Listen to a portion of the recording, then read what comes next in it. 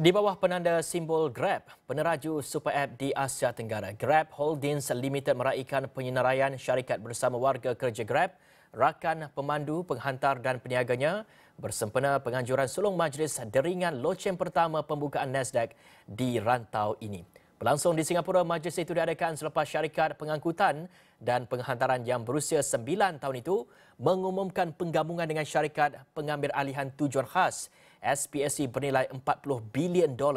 Bagi mengulas lanjut, kita bersama Ketua Ahli Ekonomi Juwai IQI, Shan Saeed, dan saya akan meneruskan perbincangan ini dalam bahasa Inggeris. Hi Shan, thank you for being with us. Thank you. Shan, what does this Grab IPO listing mean for C market? What's the outlook for the IPO market moving forward?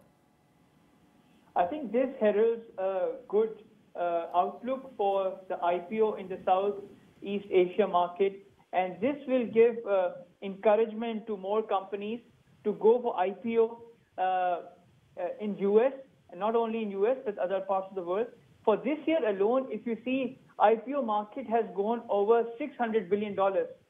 In the first quarter, it was $203 billion. In the second quarter, it was $131 billion. In the third quarter, it was $112 billion. So IPO market continues to be on the upsurge. New York, Shanghai, and Hong Kong remain the top market for launching an IPO, and it gives a great opportunity for companies to go global. And it's a good sign that companies are realizing that IPO market is hot, and to take leverage for the IPO market is the right strategy. And Shan, what is the success in launching the IPO of bigger valuation, $40 billion? Others are looking at this IPO very closely.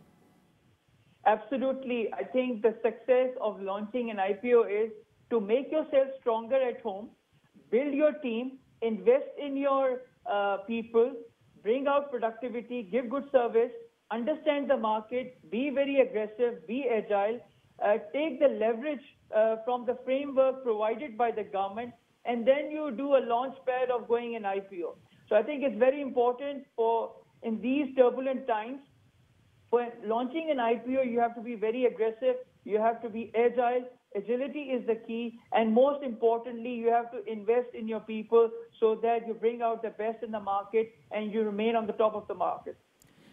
And is this the right move to launch in New York, taking into account the global economic fragilities and virus uncertainties?